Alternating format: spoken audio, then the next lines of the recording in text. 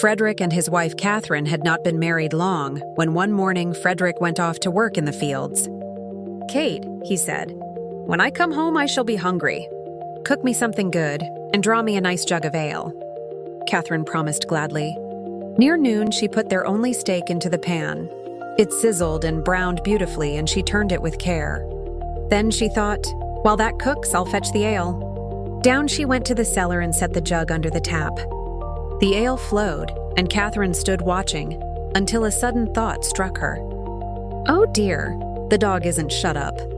He'll steal the steak!" She ran back just in time to see the dog racing across the field with the steak in his mouth. Catherine chased him, but he was faster.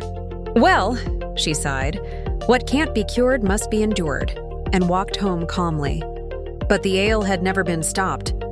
It flooded the cellar floor until the cask was empty. Seeing the mess, Catherine cried, "How shall I hide this from Frederick?" Then she remembered a sack of fine meal. She poured it out to soak up the ale, but upset the full jug as well. "Well," she said cheerfully, "if one goes, the other may follow." When Frederick came home hungry, Catherine told him everything with pride, showing him the clean cellar. "Kate," he groaned, "how could you leave the steak, the ale, and waste all the meal?" "You should have told me," she replied. Frederick sighed deeply and decided he must be careful. Very careful. Frederick had a box of gold coins. "See these yellow buttons?" he said. "I'll bury them in the garden. Never touch them," Catherine promised. Soon after, peddlers came selling plates and dishes. Catherine had no money, so she said, "If you like yellow buttons, dig in my garden." They dug and carried away Frederick's gold, leaving heaps of dishes behind. When Frederick returned and saw the house full of plates, he cried out in despair. "You sold all my money." "You didn't say I mustn't," Catherine answered calmly. Determined to fix things, Catherine suggested chasing the thieves.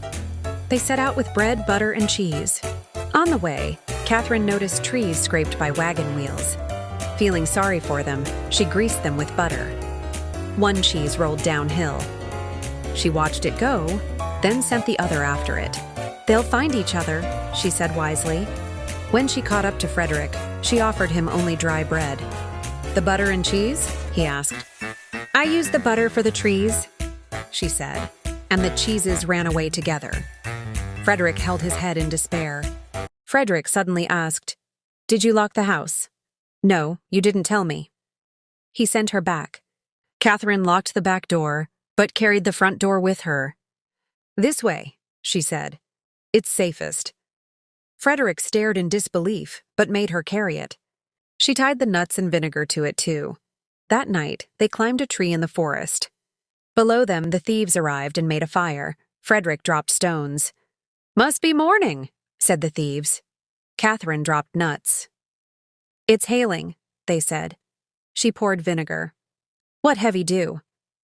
At last, she dropped the door. "Crash! Murder?"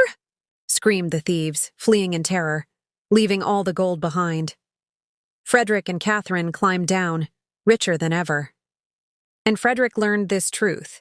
Though Catherine did everything wrong, somehow, everything always turned out right.